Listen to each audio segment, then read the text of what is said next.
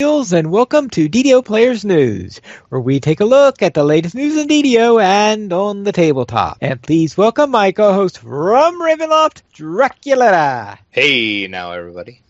Hello, Drac. And are you ready for today's news? The lack thereof, but sure. Let's jump right into it. Well, we at least we at least have some news from an update 32 patch 1, and we have some release notes for it. Not a lot of exciting things, actually, but did do a little change to Kenneth Crafting. The Unbound Vampirism, Vitality, and Keen shards are now giving their correct shards when crafted. So, yay for all the crafters out there. I still have not tried the new crafting out. I have to do that. Just can't do it yet. A few other changes that were made. The skill tomes and skill upgrade tomes can no longer be traded in for purified Eberron Dragon Shard fragments. Since these items are possible to acquire when a character is first created, due to being bundled with the expansion packs, it opened an exploit that allowed players to create characters after character to get an unlimited number purified Eberron Dragon Shard fragments. Also known as, this is why we can't have nice things. And upgrade tomes can no longer be traded. Oh, you mean they used to have a trade-in for those things? Yes, you could trade your skill upgrade tomes in, and you could get a purified Eberron Dragon Shard fragment, which you need in crafting some of the higher-end crafting gear. So what people were doing is they were basically just creating a new character, and a lot of people are getting multiple tomes with each new character because they, bought the right expansion packs that give you all the little bonus items. You're saying that those purified Eberron Dragon Shard fragments were not bound with... Oh, we're not bound because while the book was probably bound, there was possible also to trade non-bound books were there, so the trade was an unbound. Oh, good grief. Right. And, of course, people jumped on that. So, once again, this is why we can't have nice things. Also, in the update 32 gear that has set bonuses applied to them now will properly apply those set bonuses. The items may need to be unequipped and re-equipped if you had them equipped when you logged in after the update. And against the Slave Lord's crafted items, the shackles, sply rings, and the collar, and their legendary counterparts are now available to have mythic bonus crafted onto them.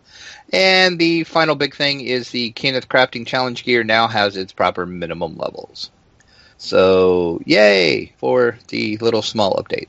Yeah, but considering even smaller updates, I noticed that something must have gone wrong because they actually had a patch for a hotfix on a Saturday. Yeah. That's actually in the release note, or in the release notes for this. It's the optional wow, I cannot talk tonight. Optional objective ransack now works properly. Well, it didn't work properly. What was happening is when people were going into a quest for the first time, and they did one of the optionals for the first time for the day, instead of getting the very huge bonus XP that you're supposed to get, they were getting huge negative XP. Ouch! Yeah. So that's why we had the little short downtime on Saturday, because they fixed that problem. So that is no longer an issue now. Yeah, there was some really upset people on the forums about that. Well, I can imagine if you're getting negative XP. Yeah. That's something that, well, there might be one or two people who wouldn't be upset about that if it happened in UltraPro, but this is DDO where... So, yeah, so it's fixed now, so nothing to worry about. Move along. All right, then let's head into the DDO Chronicle, where we have issue 208. And Ginger Spice is explaining exactly how you go about crafting items in the Against the Slave Lord series of dungeons. So click out his latest video and find that out if you want to craft those slaver items. And also on the forums, the community jumped in and helped solve a mystery. And the mystery was, where do these maces come from? So where these maces come from? Yes, there was a player that had two maces, wanted to, or saw somebody that had two maces, wanted to know where to get the maces, and there was a lot of people that was like, I have never seen those maces in my life. So click over and see the exciting case of the mystery maces. Find out how it was solved by the community on the forums. See, those are rather strange looking maces. They look more like clubs to me than maces. Yeah, they're pretty awesome maces, though. I think I want some of them, even though I don't use maces. They look awesome. So click over and read that whole thread. It was kind of interesting to see how people were chiming in and saying, I know where that. No, I don't know where those are from. I've never seen those. I want those. So it's great. See, it's cool when the community comes together for cool things like that. Mm-hmm. In the fansite news section of our Chronicle, DDO Cast was joined by Cordovan to discuss the new Kenneth crafting. So if you want to know the ins and outs of the new Kenneth crafting system, check out the latest edition of DDO Cast. Even Note is writing about bees, bears, rings, and race in the newest blog post over on her blog. And Mickey is relaunching an Epic Elite rating channel. So click over and join her over on Orion if you want to do some Epic Elite rating. And we do have a community Chronicle comment, of course, in our Chronicle this week. And the question of the week is, what spell would your pet dog or cat cast most often? What would my pet cat or dog? I'm just thinking that a cat is most likely going to cast Summon Fish. Now, you say, this is not a DDO spell. Well, perhaps it could be a variant. Well, all right, we're talking DDO or we're talking Dungeons & Dragons in general? It just says what spell, so yeah. I would say just Dungeons & Dragons well, in general. It was what spell. It might even be outside the I would say, yeah, Summon Fish would be legitimate if it's just a spell. It doesn't specify where it comes from. Very, very correct. I will allow that answer from you. That's a good answer, actually. I said the cats would cast Grease because cats are annoying that way. Yeah. Now all the cat lovers are going to hate me. Right. And Gumsgang is saying the cat would cast the Meow Power Kill spell. Yeah. Screenshot of the week in our Chronicle to round it out is a kobold finds a treasure hoard in the 288th DDO screenshot of the week, and that came from Mordecai QC. That's a pretty cool screenshot of a little kobold jumping around in some gold. And that's it for our Chronicle. All right. And what's the...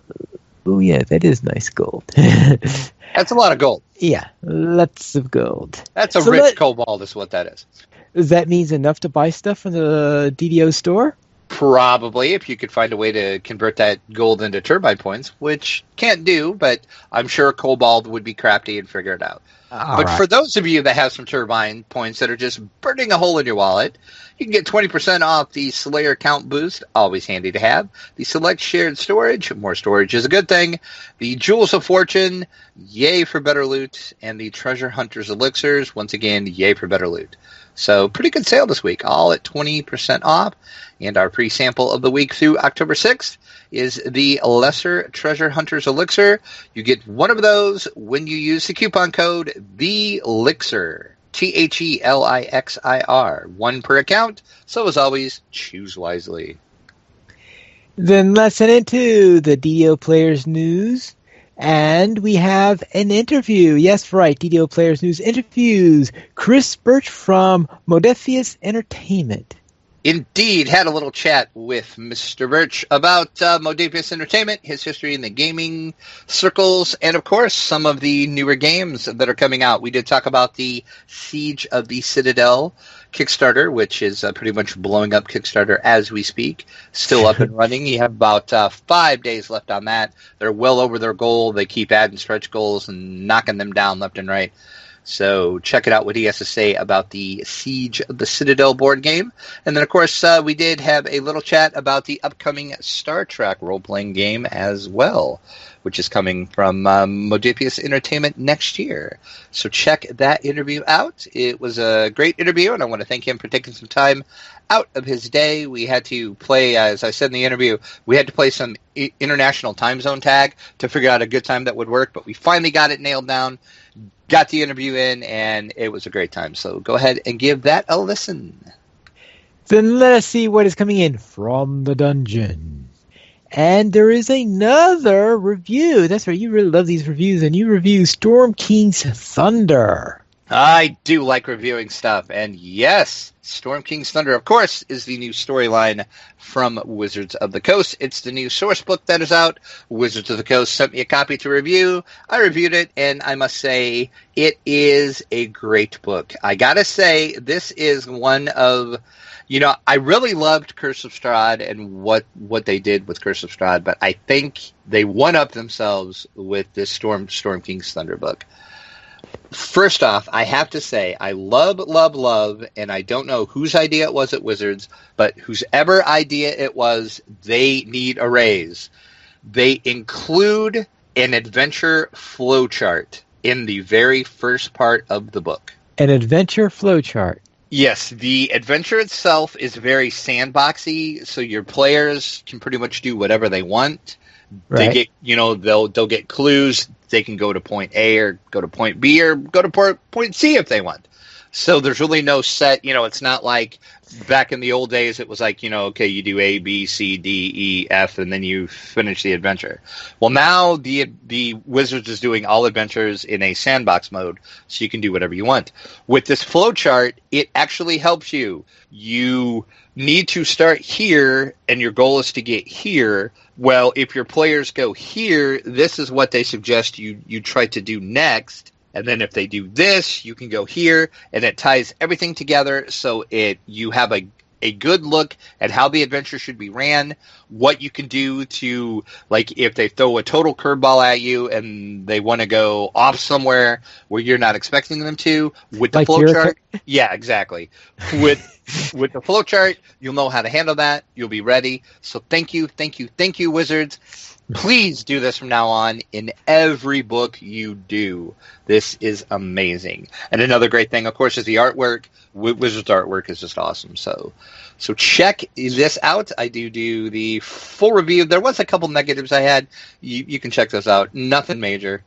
Just basically the only big thing I did not like is this book is using the milestone leveling system now. Not a big fan of using milestones for leveling. But apparently that's the way Wizards is going to do all their stuff now. So, why you don't have the option of using a alternate leveling system? Yeah, you can. It's just more work to do it the old-fashioned each encounter get experience system. The book is designed to use the milestone. You can use the other system, which is fine. It's just not a big fan of the milestone system. So check it out. Full review up on DDOplayers.com. And once again, thanks to Wizard for sending over the Storm King's Thunder book. I love the cover of this book, too. Yes. I have a feeling that your group never hits the milestones. And somehow not really. Bypass them all, so therefore... Not really. They're a bunch of idiots, but it's all right. They're my friends. What are you going to do? Yeah. All right. Let's go into the Pathfinder Pocket Edition. Yes, if the regular Pathfinder books were just too big for you, you didn't want to lug around that big old book. Well, now Paizo has heard you. They have decided to release the pocket editions of the core rulebook and the bestiarity book. And of course, you might be asking, what the heck is a pocket edition? Well, I'm looking at the pictures that you have here, and they don't look very pocket to me. Well, no, you would need a really big pocket to carry these books. I'm not sure why they call them pocket editions, but they are just in soft cover mode, and they are at a reduced size of 6.5 times 8.4. So it's a little smaller than your hardbound, and they are softbound. So you can throw them easily into a backpack, I guess. It looks slightly thicker, though, to compensate for the smaller size. Yeah, it is. It is a little thicker, but smaller. So then again, I could probably see these sliding into a backpack pretty easy. I don't really see the need why we needed this, but apparently there were people that were complaining the other Pathfinder books were too big to carry around, I guess. I don't know. This whole thing was weird to me, but, it's okay. That sounds almost as weird as the game Ultra Tiny Epic Kingdoms, because you say, okay, what you're complaining that you needed a travel edition for Tiny Epic Kingdoms? Exactly. Those of you that want really small. So yeah. So these are available now over on the Paizo website. They are $24.99 for the core rulebook, and the bestiarity is $19.99. So that's about 50% off what the MSRP is for their hardcover counterparts. All right. Then let's ask a little question. When do you think Neverwinter will be releasing their version of Storm King's Thunder? Well, actually, it's already out. Storm King's Thunder is in Neverwinter. But okay. They're having a patch that they're calling the Sea of Moving Ice, which is releasing on November the 8th. And this picks up exactly where Storm King's Thunder ends. The Sea of Moving Ice update is going to send players to battle in the overwhelming defenses of the Jarl, who has nearly deciphered the Ring of Winter's secrets and threatens to blanket the lands in permafrost. Dun, dun, dun. Players can hop into the new nautical vessel, yes, you get a ship now, and travel through the sea to gather support for the battle that's up ahead. Along the way, they'll be able to try their luck at the newly built fishing system, go hunting for scraps of treasure map, and uncover lost relics to earn artifact weapons for stronger than before. So yes, fishing is finally coming to Neverwinter, said nobody ever. All right, so I would presume that Jarl Stormvald is rather formidable. Yes, very much so. Okay. I'm not going to spoil anything from Storm King's Thunder, but if you know Storm King's Thunder, yes. It's a bad thing that he's got that ring put together. So yes, bad thing. Okay. So yes, this launches on PC for Storm King's Neverwinter and Storm King's Thunder. It's called the Sea of Moving Ice in November 8th. You can check it out on PC. PS4 and Xbox, whatever the new, I just totally forgot what the Xbox One, that's the name of it, will be later, of course. All right, then we'll head into UltraPro, who announces that their Dungeons & Dragons card sleeves and playmats are available, or will be available, I guess. Will be available soon. Will be available soon. Then again, don't see the need for this stuff, but okay, apparently somebody wanted them. I do know there's people that uses spell cards, so I guess I could see the sleeves and the boxes you could store your cards in if you're using those. I don't personally use, well, of course, I'm the DM, so I don't need spell cards, and none of my players use spell cards, so I don't see the big deal is. But I do like these play mats, though. That Beholder and that Strahd map is awesome looking. So I would like these play mats. Oh, I could guess which one you're going to go after first. I'll give you one guess. And the playmats are 24 by 13.5 tall. So it's 24 wide and 13.5 tall. Some great artwork on those. Those are $21.99. And they're kind of, the bottoms of them are kind of like mouse pads. So they have the textured rubber non-slip material like a mouse pad is. Right. And the card sleeves are $2.99. Or I'm sorry, the card boxes are $2.99. And the card sleeves are $5.99. And these will be available within the next couple of weeks at your friendly local game store and also by other retailers. So like Amazon will have them as well. All right. Then let's see what we have on the tabletop.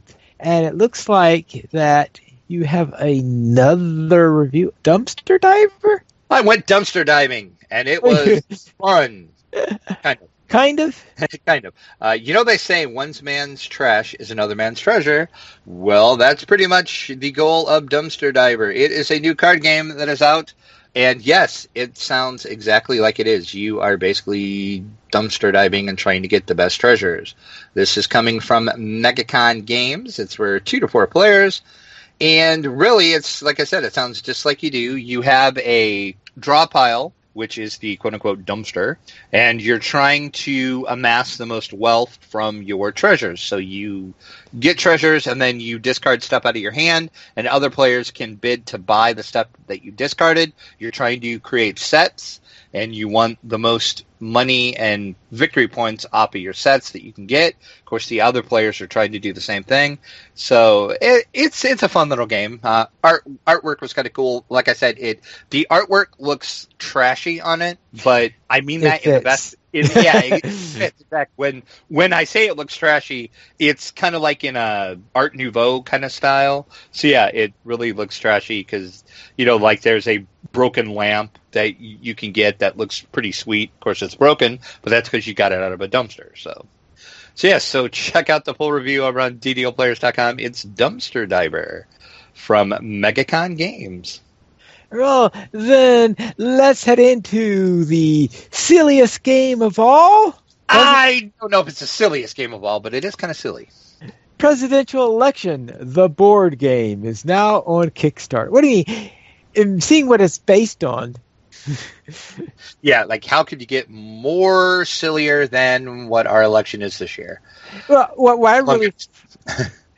I do find it funny, though, that the Hillary and Trump cards are Kickstarter bonuses only. They are Kickstarter exclusives. That's right. So if you want Trump and Hillary, you got to jump on this Kickstarter now. You are going to take on the role of one of the contenders for the leader of the free world. You collect votes while gaining money through scandals. But you got to be careful with those scandals because they can be revealed by your opponents unless, of course, you're able to play a cover-up first. Of course. Of course. And, of course, you want to play to the media's favor, and then you'll earn even more votes. The pollsters are all ready to let you know how you're doing.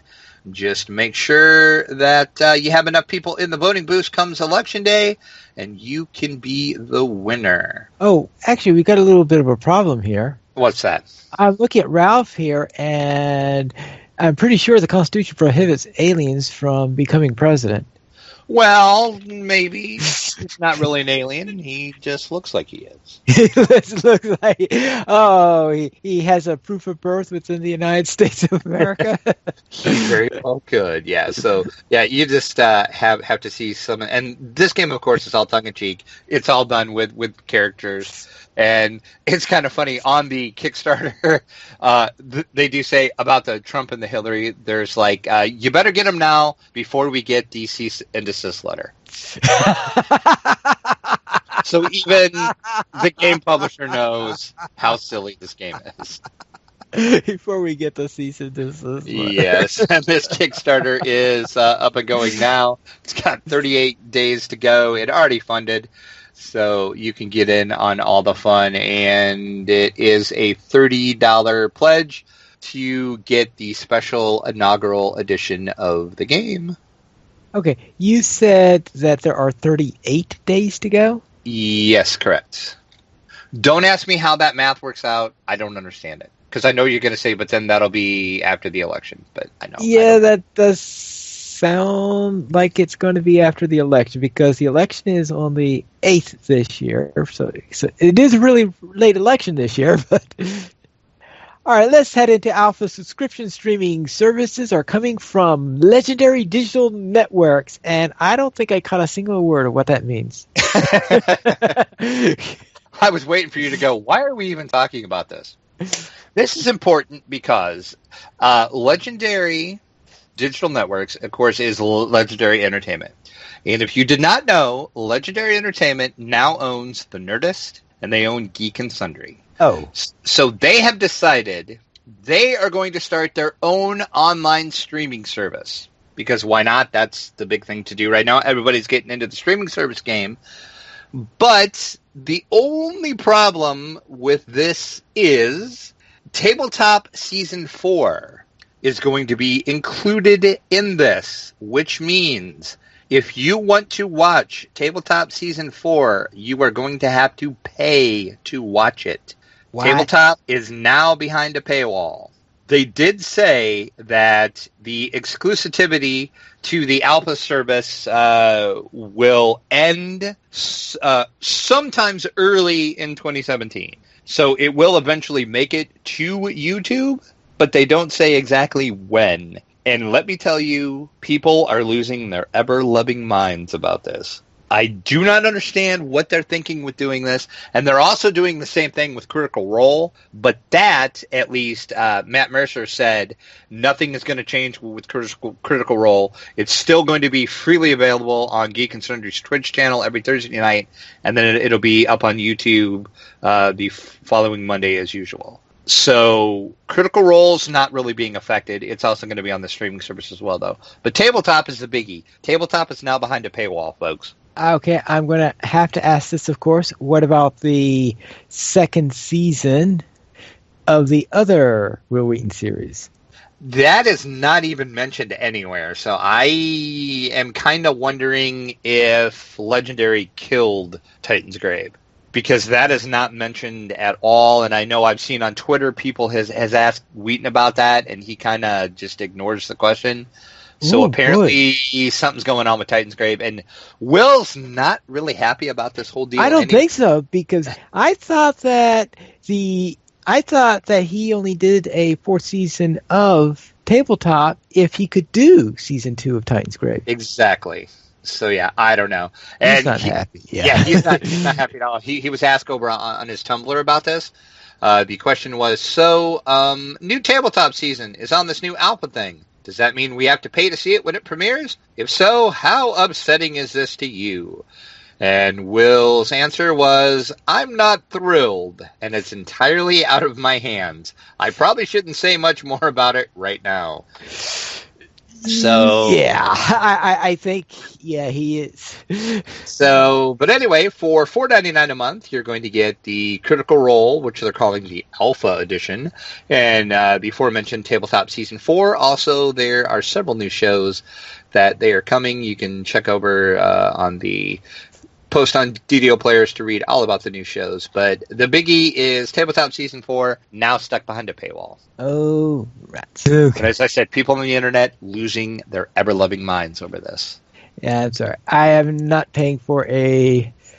But you know, the first thing I thought of when I read this was, okay, we all know that Tabletop pretty much re-kickstarted the tabletop gaming industry. Right. If a game was featured on Tabletop, it sold well. Some games, like older games he played, sold immensely well, even though they were an older title. So the first thing I thought of is, I wonder how this is going to affect game sales. So I don't know. We'll see. This whole thing is a mess, and I don't understand what Legendary's thinking, other than, and I hate to say this, but all I can say is this is just a cash grab from them. So I don't know. We'll see. Yeah, because it sounds like to me after doing this, it'll get so much bad will that people are going to... I don't think Alpha's going to do very well. I'm going to be curious to see how well it does. It's like I said, $4.99 a month. So on the cost of digital streaming, that's not bad. That's on kind of the lower end, what most of your paid channels are. So I guess $5 isn't bad a month, but it's just the whole principle of the thing, especially putting Tabletop, as popular as that was, behind the paywall, just really rubbed a lot of people wrong. And I understand. I can see why it did. Yikes. All right, so now I know what that's all about. Yeah. Sorry I asked. Yeah, exactly. Let's head into our week in gaming, and hopefully there's better news there. There's always better news, because it's gaming, right? Yes, over on Kenneth. I, of course, took my Shader Kai through Grim and Barrett, ran it 5 different times, no Quiver drop, nobody shot. Nobody shot. Nobody. Stupid RNG, stupid Quiver.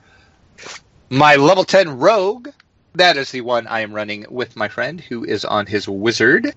We are in House Kindaric. We are doing some quests. We did Vaughn 2, also known as the Prisoner. Did that on hard, and I actually forgot the one, and now I can't remember what its name is. That one Beholder in there, holy crap, is that Beholder nasty on hard. I got disintegrated and got hit for like 250 points of damage, and I was like, yeah, I'm dead. So yeah, Beholder's bad, but it was fun. And I do believe that was the first time my friend ran it. No, it wasn't the first time he ran into Beholder. But that was the first time he's seen that many Beholders all at once in one area. So, but we successfully completed it. We did get owned by the end boss there, though. And I must admit, I did go to the store and buy a res cake. Sigh. Because the boss was like almost dead. He had like a sliver left. And we had like a TPK. And I decided there's no way I'm going to let this TPK stand. We're almost done with this. So I'm like, I'm going to spend the TP for a res cake. I hate hate buying those things. I was like them when I get them out of daily dice, but well, we finished. It helped. Got the party up, got the cleric back up. He rezzed. We killed the boss. Because, like I said, the boss probably had 2 hits on him left. I mean, he was almost dead. I was just getting ready to do my big sneak attack, and that was going to kill him. And I don't know what he hit me with, but it was something, and he killed me before I could get it off. And I'm like, this shall not stand. Res cake it is. But how I ate a cake when I was dead, I'll never understand. Don't understand how that works. And then we did Made to Order. We tried that on hard, and for some reason, we just got ourselves killed in the first room. Not sure why that quest was so hard for us on hard. We did it on normal, and we didn't have a problem. But those, the first guy we ran into was a champion, and he just, tore through us. And I'm like, yeah, we can't do this. So that was the end of the hard run on that, but, it was fun. We did successfully complete it on normal, though, so it's fine. It's all about the fun anyway, right? Right. And speaking of fun, my Ranger 10, who I'm in the little gnome static group with Mithri, Subajade, and Rentapone, we played this week. We did the Tear of Darkhan quest for House Fiarlan. I did that on Elite, of course, because, the rule is when you play with Subajade, you have to run quest on Elite, which you'll soon find out came back to bite us. Then we were getting ready to do, and I don't even remember what quest we were going to do, and I casually mentioned, I'm like, hey, we're of level. We can do the Temple of Elemental Evil. And Rent actually, which I still cannot believe Rent has never done the temple yet. And he's like, oh yeah, let's do that. So we went in and did part 1 of Temple of Elemental Evil, but let me rephrase that. We attempted to do part 1 of Of course, once again, what's the rule? You play with Sabajade, you do it on Elite. We got through the Earthwing, went through the Northern Hall out of the Earthwing, and just got pwned. I mean, we got just instant TPK. It was insane. So the Temple on Elite is no jokes. No joke, kids. It's it was just crazy. And right before we had just started the temple, we had got through one encounter, and all of a sudden, a wild Lessa appeared out of nowhere. We're in the temple, and all of a sudden, Lessa is like, hey guys, what's going on? And I'm like, whoa, Lessa's in the temple. How'd that happen? So yeah, Lessa actually joined us this week, so that was fun. We got to totally make Saba cringe, because every time we'd find a Wheaton little ball, we would make the, hey, look, it's Wheaton's blue ball joke. And yeah, Saba was just, oh, you guys really? Lessa's like, that joke never gets old. Never gets old. So yeah, so that was fun. So we're going to go back in and just do it on hard. So, because we are, see, I'm trying to think of how I want to word this. We're not equipped as well as we should be, especially for an elite run of the temple. Wait, because I'm telling you, ill-equipped? Yeah, we are ill-equipped. That is the word I was looking for. Because I'm telling you, man, that temple on elite, that's the first time I've ever done an elite. That is no joke in there. Oh my God, those archers were hitting me for ungodly amounts of damage. And I'm not even going to talk about spells that, it's just, it was nasty. I still have nightmares about that temple run. So thanks, Saba, for that. It's all your fault.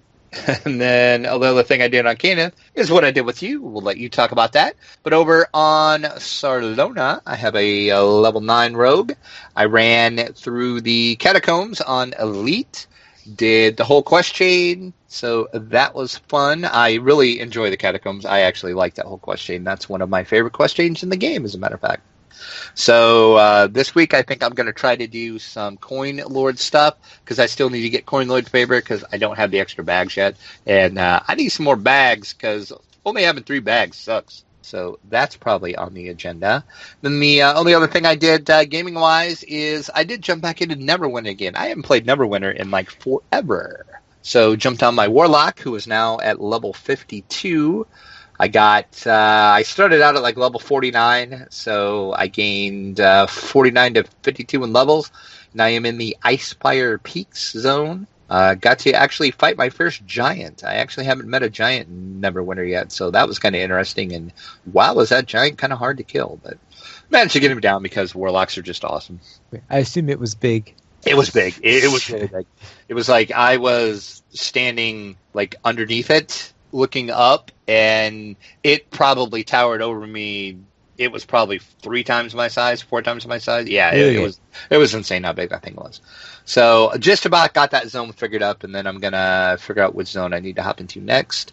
So just kind of taking my time, playing that casually. I'm not playing it a lot. Because like I said, Neverwinter. I enjoy the game. It's a fun game. I like to jump in and out of it because it drives me crazy. Because it's just there's some things I don't like about it, but it is fun though. So. And really, that's about all I did in gaming. How about you, Pine Leaf? What were you up to? All right, we'll begin with what we did together with our gnomes at level 11, where we went to Ataraxia's Haven, where we did Psychosis Jewel and Reclamation. Then after that, on my Drow Warlock, which is what I created for the next month, because my usual thing of creating a new level 7 warlock each month and going into the temple. Oh yeah, it's a new month. I forgot. Yeah.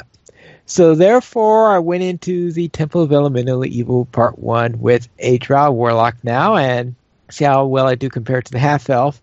Unfortunately, I didn't have the leisure time in which to go all the way through the temple, so I did the usual thing that I do with a new character, and that is to go through there in order to get some good money so that I could prep up and be ready for the next round.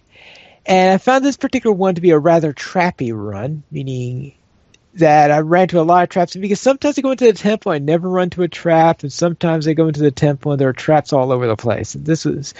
Yeah, it is very, very random in there with the trap placement. I will agree with you there. Yeah. Now, in this case, when I was going through the cells section, I ran into the Frog Keeper. Now, this is rather strange because the last time I ran into the Frog Keeper, it was right at the entrance to the temple when I ran to him during the previous month. So this is only the second time I ran to him. So it looks like this Frog Keeper moves around.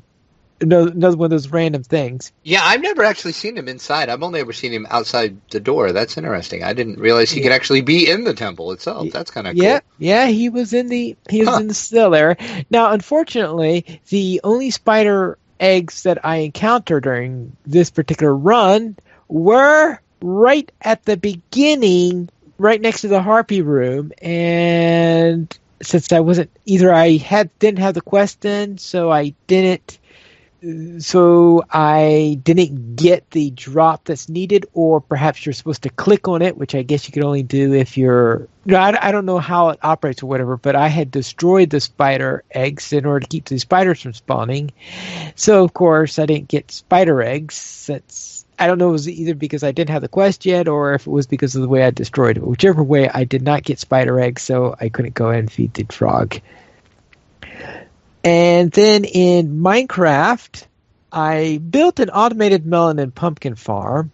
But this is one that automatically harvests the pumpkin and melon, so I don't have to go and harvest them myself. And that's sort of one of those strange things that Minecrafters do, is they build these machines in order to do things like that. But the highlight, I would say, had to be is that I decided to change the lamp on my lighthouse, because my main base is a lighthouse, but it was one where the light was always on. And the thing is, of course, that there are probably some lighthouses that do that, especially especially if the fuel is readily available. But let's face it, a lot of lighthouses, they only turn on when it's nighttime or very dark weather or something like that. Makes sense. So therefore, I decided to update it. So I tried to come up with a design in which to get it so that the lamp will be off during the daytime, and that whenever it was night or we're having a rainstorm, then it would turn on and then rotate. So it wasn't just turning on and off; it was rotating around so that you can see a rotating light on. That also helped the look of it, because before it was rather bland because the light was always on, so you couldn't really tell that the light was on because it was always on. and the material that was being used. So therefore, with it rotating around, it is now clear that it was going off and on as the light was rotating around.